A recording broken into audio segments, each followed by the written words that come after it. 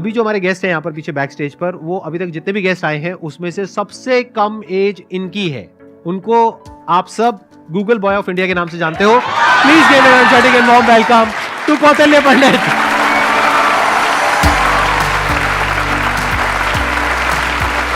अरे प्लीज बैठो। आपकी एज कितनी है पहले तो ये बता दो। तो अभी करंटली आई एम 14 ईयर्स जी। आपको पता है यहाँ पर जितने भी लोग आए हैं उसमें सबसे कम एज आपकी है अभी। लेकिन सर मतलब जितने भी लोगों से अब तक मैं मिला हूँ आपकी एज के, मतलब 40-50 साल के या 30 ईयर्स के, आपके जितने भी शोज देखे हैं उनमें मेरे को तो सबसे कम उम्र के आप लगे हो। अरे ये बताइए मेरे को कि आपकी ये शुरुआत कैसे हुई। जब मैं 5 साल का था तो मुझे लिखना पढ़ना कुछ नहीं आता था। फिर ऐसे ही था कि मैंने 10-15 दिन में ही मतलब लिखना पढ़ना, like all the alphabets and everything I learn them. तो उसके बाद गर्मियों की छुट्टियों की बात है तो मेरे पापा जी एक स्कूल रन करते हैं छोटा सा गांव में, तो वहाँ पर मैं पढ़ता था। कहाँ के रहने वाले हो आप? मैं करनाल। अच्छा जी। तो वहाँ पर एक जैसे हॉलीडे होमवर्क देते सबको एक जनरल कि आपको जो वर्ल्ड मैप होता है, एटलस होता है, अगर जिन जिन को अच्छा लगता है आप वो करके आना, आप मतलब उसे समझ के आना। तो फिर ये मेरे दादाजी ने कहा, फिर पापा जी ने कहा कि तो मैं भी कर सकता हूँ। तो पहले ही दिन मैंने देखा तो I got into it and I learned it. मैं उसमें सवाल पूछता गया और जितने भी मेरे कुछ भी मन में रहता तो वो सब आता गया एंड विद इन 20 डेज और something I got used to it और मुझे बहुत ही अच्छा लगने लगा। एंड जितना भी वर्ल्ड मैप वगैरह इस टाइप की रिगार्डिंग जितनी भी चीज़ें होती हैं, पॉलिटिक्स, इकोनॉमिक्स, वो सभी मुझे मतलब things were very easy for me. And उसी के बाद से लोग कहते गए कि नॉलेज बढ़ता गया और तब से मतलब यही है कि सीखने का प्रयास कर रहा हूँ। कुछ भी नई चीज़ मिलती है, like currently I am a student of 11th grade but I am learning things like astrophysics and quantum mechanics. तो I am not very into it but I like to study it and जितना भी मेरे से हो सकता है मैं उसके अंदर कोई नई चीज़ देखने का प्रयास करता हूँ और कोई नया सवाल पूछने की कोशिश करता हूँ, क्योंकि जितनी भी ज़्यादा क्वेरीज, जितनी भी ज़्यादा माइंड के अंदर जो भी कोई क्वेश्चन आता है I try to get it forward और वैसे ही सारी चीज़ें आसान होती रहती हैं। I try to delve myself deep into it, क्योंकि कोई भी फील्ड इस टाइप का I think that they need one thing that is really important for them, that is questioning. क्योंकि जितने ज़्यादा आप अलग टाइप के क्वेश्चंस पूछते हो उतना ज़्यादा आप उस चीज़ को अच्छी तरीके से समझ सकते हो। तो वही है कि मैं अभी भी क्वेश्चंस नए ढूंढ रहा हूँ, जवाब उनके मिल ही जाएंगे। बस ये है कि जितने ज़्यादा और नए और अच्छे क्वेश्चंस मेरे पास आते गए और आते हैं उनसे मैं आगे बढ़ने का कोशिश कर रहा हूँ। क्वांटम फिजिक्स में वेव पार्टिकल थ्योरी है जी सर। तो उसको आपने स्टडी किया होगा। हाँ, जैसे कि wave particle theory, dual nature of light and matter, वो सब, हाँ वो सब अभी धीरे धीरे मैं कर रहा हूँ। और स्पेशली अभी तो मैं एस्ट्रोफिजिक्स जो है वो ज़्यादा पढ़ रहा हूँ। और जैसे कि डार्क मैटर है, डार्क एनर्जी है, तो या फिर माइक्रोवेव रेडिएशन है, बैकग्राउंड रेडिएशन, एक्सपैंडिंग यूनिवर्स, ये सारी चीज़ें मुझे काफ़ी इंट्रीग करती हैं और इनके बारे में मैं कुछ रिसर्च पेपर्स और अलग अलग चीज़ें अभी स्टडी कर रहा हूँ। तो जीरो पॉइंट फील्ड के बारे में भी आपने कुछ स्टडी करी है? नहीं, अभी ज़्यादा नहीं। अभी मैं जनरली जैसे अभी मैं टाइप 1A सुपरनोवा और उनके जो एक्सपेंशन है, लाइफ साइकिल ऑफ स्टार, उनके बारे में अभी मेरी रीसेंट स्टडी चल रही है। मैंने आपकी यूट्यूब पर एक वीडियो देखी थी जिसमें एक न्यूज़ एंकर आपसे कुछ पूछ रही थी और आप एक एक करके सारे सवालों के जवाब दे रहे थे। तो क्या अभी भी आप उस तरह से सवालों के जवाब दे सकते हैं? कोई भी आपसे कोई भी कैसा भी सवाल पूछेगा तो आप जवाब दे सकते हैं? क्योंकि ऐसा है कि नॉलेज तो एंडलेस है और सब कुछ तो कोई जान ही नहीं सकता। लेकिन ये है कि जितना ज़्यादा मतलब अपने सराउंडिंग्स को ऑब्जर्व करते हैं तो उतना ज़्यादा क्या है, जितना ज़्यादा आप नॉलेज ग्रहण करते रहते हैं उतना आपका माइंड एक तरह की मैग्नेट की तरह बन जाता है। और उसके बाद कोई भी इंफॉर्मेशन, कोई भी चीज़ वो आपको आती रहती है। और ऐसा है कि बहुत सारी चीज़ें मेरे को नहीं भी पता होती और मैं उनको सीखता हूँ। अगर मानो कोई नई चीज़ मेरे को आज पता चलती है तो मैं उसे सीखूंगा और that would be like great for me. तो कोई भी चीज़ I always like to entertain and get new answers and new questions, क्योंकि उसी से ही एक नया फील्ड, एक नया पर्सपेक्टिव मेरे लिए ओपन हो जाता है। एक्सीलेंट जी। तो अब एक काम करते हैं, आप में से किसी के भी माइंड में कोई भी क्वेश्चन है किसी भी तरह का तो वो आप इनसे पूछिए। मैं ये जानना चाहता हूँ कि क्या हम यूनिवर्स को जान सकते हैं कि वो कितना बड़ा है, या हम अभी तक जान पाए हैं? जी, क्या तो क्या पैरामीटर्स हो सकते हैं उसको नापने के लिए? जैसे कि हमने सुना है कि लाइट ईयर्स होते हैं। जी जी। पर वो कितना बड़ा है, क्या हम इमेजिन कर सकते हैं या हम एक्चुअली में उसे प्रैक्टिकली पता कर सकते हैं क्या? तो जो यूनिवर्स की जो एक्सपैंडिंग यूनिवर्स थ्योरी थी वो एडविन हबल ने दी थी और उनके अकॉर्डिंग जो अभी यूनिवर्स की जो एज है वो नियर अबाउट 13.9 बिलियन ईयर्स है और उसी रेट से अभी एक्सपैंड कर रहा है। तो यूनिवर्स जो अभी हमारी थियोरी है यूनिवर्स के जो मोस्टली एक्सेप्टेड है, that is of expanding universe. अभी के हिसाब से हबल कांस्टेंट होता है दैट इज 65 मेगापास्क। तो जो डिस्टेंस ऑफ यूनिवर्स है that is h times d, तो वही 13.9 बिलियन टाइम्स लाइट ईयर। तो इतना भी हमारा एक एस्टिमेशन है कि इतना यूनिवर्स हो सकता है। जैसे आपने इतनी सारी नॉलेज गेन कर रखी है, क्या आप भूलते नहीं है चीज़ों को, या भूलते हैं? कब रिवाइज करते हैं? हम पढ़ते हैं तो हमें रिवाइज करना पड़ता है, अगले हफ्ते भूल जाते और हैं। रिवाइज करने के आपके बाद साथ भी भूल ऐसा जाते कुछ एक्चुअली ऐसे ही होता है है ना? Yes sir. अगर आप किसी चीज़ को अच्छी तरीके से देख लेते हैं, उसे समझ जाते हैं, तो उसकी एक आउटलाइन आपके दिमाग में रहती है और फिर आपको उसे ज़्यादा रिवाइज करने की ज़रूरत नहीं रहती। तो वही है कि किसी भी चीज़ का कॉन्सेप्ट रहता है, तो अगर आपको वो समझ में आ गया तो information is just like, I think that information is not the main part. If you understand the thing properly, फिर आपको वो सारी चीज़ें आसानी से याद रहती है, आपको कोई उसके लिए एक्स्ट्रा एफर्ट्स नहीं करने पड़ते। सर पूछ रहे थे, बोल रहे थे ना कि मैं मैटर के बारे में स्टडी कर रहा हूँ, तो मैं ये जानना चाह रहा था कि जो इलेक्ट्रॉन प्रोटॉन है इनका मतलब सबसे पहले किसने बताया था इनके बारे में? तो इलेक्ट्रॉन की जो डिस्कवरी थी, तो यार 9th क्लास की एनसीईआरटी में मिल जाता है। तो जो इलेक्ट्रॉन की डिस्कवरी थी वो जे थॉमसन ने करी थी, और प्रोटॉन जो मिला था वो रदरफोर्ड के एक्सपेरिमेंट से हमने डिड्यूस किया था।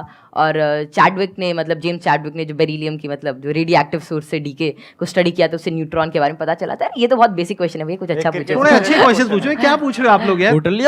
मुझे आपसे एक क्वेश्चन है कि आप जितने सेलिब्रिटी से मिलते हो, तो आप इतने जो मिलने से पहले जो बात करने का जो होता है नर्वसनेस, इसको कैसे दूर करें? आप जैसे संदीप सर से बात कर रहे हो और बड़े बड़े आप सेलिब्रिटी से मिले हो, तो आप किस तरह से इतना एक्सपीरियंसली आप बात कर लेते हो किसी से? देखिए, जैसे आज मैं यही सोच के आया था कि मैं संदीप सर से मिलूंगा और उनसे बहुत कुछ सीखने को मिलेगा। तो ऐसा तो है नहीं कि संदीप सर आएंगे और मेरे से पूछेंगे चल ये बता, और फटाफट अगर कुछ गलत बताया जाए तो एक थप्पड़ मारेंगे। ऐसा तो होगा नहीं ना। मतलब प्यार से बात करेंगे और अपना आशीर्वाद देंगे, कुछ अच्छा नई चीज़ शेयर करेंगे। तो वही है कि आप मतलब एक फ्री एंड पे रहें, और जहाँ पर भी आप मतलब अपने से आप सच जो है वो एक्सपेक्ट करें कि अगर मैं कहीं से सच बोल रहा हूँ तो थिंग्स वुड गेट ईजी, और make it easy in your brain. और हर जगह से अगर आप कुछ अच्छा सीख करने की कोशिश करते हो, ट्रुथफुल रहते हैं, तो आप में nervousness is just a state of mind, और ये बस चला जाता है, जस्ट मिराज। तो बस संदीप सर हैं, आज इनसे बहुत कुछ सीखने को मिलेगा, आप सभी से आज बहुत कुछ सीखने को मिलेगा। तो आप ऐसा कुछ एक अपना परसेप्शन रखिए और फिर सारी चीज़ें आपके लिए आसान हो जाएंगी। मेरा ये क्वेश्चन है कि जैसे चंद्र ग्रहण लगता है, सूर्य ग्रहण लगता है, तो उसका कैसे पता लगता है कि वो कब लगेगा और किस टाइम में लगेगा, या कितना, उसका कैसे पता लगता है? ये तो पता है कि वो क्यों लगता है, बट इसका कैसे पता लगता है कि अब लगेगा, या कैसे, उसका क्या होता है? तो खैर ये जो टेक्नोलॉजी थी एस्टिमेट करने की कि कब सोलर एक्लिप्स, लूनर एक्लिप्स या कोई भी सेलेस्टियल मूवमेंट होगी, ये तो आज से मतलब कई हज़ार साल पहले ही डेड्यूस हो चुकी थी। और इसका रीज़न यही है कि ऑब्जर्वेशन से हम एवरेज टाइम निकाल सकते हैं। एक पैरेलैक्स एंगल आपने पढ़ा होगा कि उससे हम मतलब ये एवरेज स्पीड और एवरेज डिस्टेंस निकाल सकते हैं किसी भी चीज़ का, और उससे ही हम डेड्यूस कर सकते हैं कि कितना रेडियस है, कि एक साल में इतना डिस्टेंस ट्रैवल करती है। फिर एपोजी पेरेजी, फिर केपलर्स लॉ लगा के सेमी मेजर एक्सिस वगैरह निकाल के, तो उससे हम उसका डिस्टेंस यूज़ कर सकते हैं, और फिर टाइम पीरियड से हम we can actually deduce it. और एक नई चीज़ लूनर एक्लिप्स वगैरह के बारे में ये है कि जैसे जैसे आजकल क्या है, जो due to tidal forces moon हमसे हर साल 3 सेंटीमीटर दूर जा रहा है। तो बहुत हज़ारों सालों बाद ऐसा होगा कि सन तो उतना ही रहेगा, लेकिन चांद जो छोटा हो जाएगा, तो उसके बाद मतलब एक्लिप्स जो होगी वो जिसे आजकल टोटल होती है उतनी नहीं होगी। तो ये estimation it is done by using observation. और एस्ट्रोनॉमी एक ऐसा फील्ड है जो हज़ारों सालों तक ऑब्जर्वेशन से ही चला, और बहुत सारे पुराने साइंटिस्ट जैसे केपलर, गैलीली, आर्यभट्ट, जितने भी बड़े लोग थे जो पुराने ज़माने के, वे सभी ऑब्जर्व करते थे। उनकी ऑब्जर्वेटरीज होती थी कि कैसे कैसे जो हेवनली बॉडीज़ हैं ये इंटरैक्ट कर रही हैं, कैसे कैसे ट्रैवल कर रही हैं, इनमें क्या चेंजेस हैं, और उन्हीं सभी चेंजेस को एस्टिमेट करके, उन सभी को देख के आज हमने मतलब ऐसी सारी टेक्नोलॉजी को डिड्यूस किया है कि जिससे हम कर सकते हैं, एस्टिमेट कर सकते हैं उनका टाइम पीरियड, उनका डिस्टेंस, और कैसे वे एक्ट करेंगे। एक्सीलेंट जी, big round of applause for him.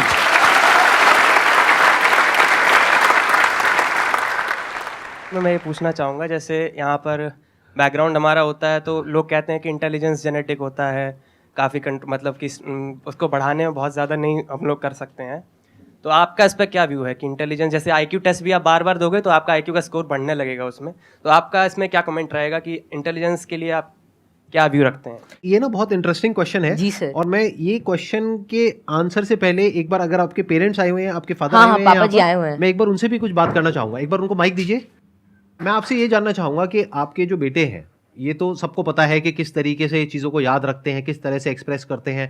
क्या आप भी इसी तरीके से चीज़ों को याद रख पाते हैं? पहले तो बहुत बहुत धन्यवाद जो आपने माइक दिया, और जो आपके आज दीदार हुए। हम बहुत दिनों से कुछ एक गिने चुने शख्सियत ऐसे जिनसे नहीं मिल पाए, उनमें एक संदीप माहेश्वरी थे, और जैसे ही कौटिल्य को पता लगा कि उनसे मिलने का मौका मिलेगा, ये बहुत ज़्यादा एक्साइटेड था आपसे मिलने के लिए। Thank you. मेरे पिताजी भी काफ़ी इंटेलिजेंट व्यक्ति थे, कौटिल्य भी इंटेलिजेंट है, और हम बीच की पीढ़ी हैं। थोड़ा सा मैं कुछ कम हूँ, ये दोनों दादा पोता थोड़े ज़्यादा बहुत ऐसे बच्चे हैं जो मेरे से बहुत ज़्यादा इंटेलिजेंट है, मेरे को लगता है, जिनकी बात करने के ढंग से, जो इतने ज़्यादा, आपने छोटे बच्चे को देखा होगा, वो बहुत अच्छे अच्छे सवाल पूछते हैं, मतलब वे कुछ भी पूछ लेते हैं, और मतलब आपको लगता है कि अरे नहीं, ये तो इससे मतलब एज से बहुत ऊपर की चीज़ है, मतलब या तो आप किसी और मूड में होते हो, और हम उसे इग्नोर कर देते हैं।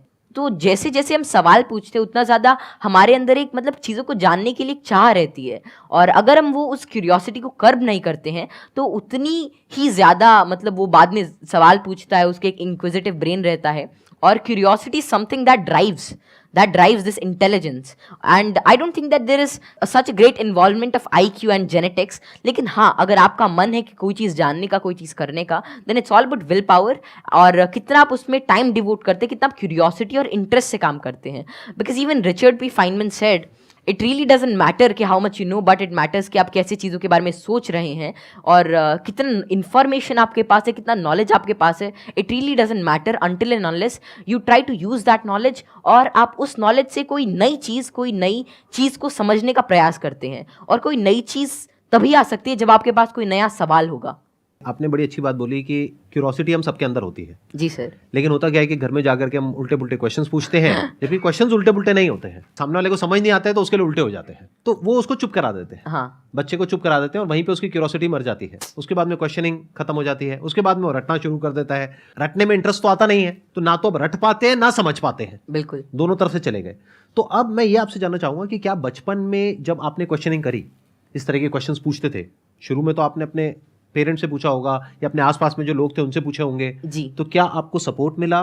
क्या उन्होंने आपको एनकरेज किया, या उन्होंने भी आपको यही कहा कि क्या फालतू के क्वेश्चंस पूछ रहा है? नहीं, जैसे I think I was fortunate enough कि जितने भी मैं सवाल पूछता, कोई ना कोई मेरा जवाब दे ही देता था। और बात शुरू ऐसी होती थी कि मानो कोई घर पे कोई बात चल रही है किसी भी चीज़ को लेकर, मानो दे टॉकिंग अबाउट के एक इकोनॉमिक क्राइसिस है देश में, तो मैं उसके अंदर मैं सुनता रहता था, या कोई भी ऐसी चीज़ हो रही है, कोई स्पेस मिशन जा रहे, मैं सुनता रहता था, मैं चीज़ों को ऑब्जर्व करता था। और वैसे ही मेरे जो भी सवाल आते, I was fortunate enough to get their answers. और मानो अगर मेरे को उसका जवाब नहीं भी मिलता तो मैं पूरे दिन उनसे पूछता रहता। तो एक तो मैंने भी कसम खा रखी थी कि जवाब तो चाहिए ही, तो मैं खाते हुए भी यही पूछता, नहाते हुए भी यही पूछता, और जो भी काम करता मैं मतलब मेरे दिमाग में वही रहता जब तक वो रिजॉल्व नहीं होता।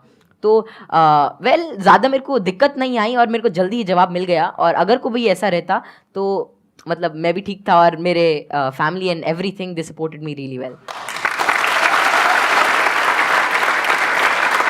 तो यहाँ पे वो जो पेरेंट्स मुझे अभी देख रहे हैं, उनके लिए एक बहुत बड़ा लेसन है कि अगर बच्चे कुछ क्वेश्चंस पूछते हैं तो उनके जवाब देने चाहिए, हमें पीछे नहीं हटना चाहिए, और अगर जवाब नहीं है तो हमें बोलना चाहिए। हाँ, विद ऑल दी हम्बलनेस कि भाई हमारे पास में जवाब नहीं है, आप खुद फिगर आउट करो जाकर। मतलब सर जब मैं छोटा था तो it was lean about like 2013 और समथिंग, और तब मतलब यही इंटरनेट बहुत कम था, और तो यही था कि कोई सवाल मेरे मन में आता, शायद वो नहीं पता रहता, तो मेरे पापा जी एक डोंगल आता था, मतलब वोडाफोन का, बहुत महंगा उसका रिचार्ज था, मतलब ऐसे मतलब अभी चला तो एक वीडियो देखने के बाद ही ख़त्म हो जाता था तो फिर वो लाते, और मतलब मेरा जो भी सवाल रहता मेरे को उसका आंसर मिलता। तो ऐसे ही एटलस आती थी और कई सारी बुक्स थी, उन्होंने मेरी बहुत हेल्प करी। और अगर कभी मानो पर्सनल मतलब कोई और out of the box idea आता है, कोई क्वेश्चन आता, तो उसका जवाब मुझे किसी भी सोर्स से मिल जाता। थैंक यू जी, thank you Kautilya. Okay, pleasure meeting you.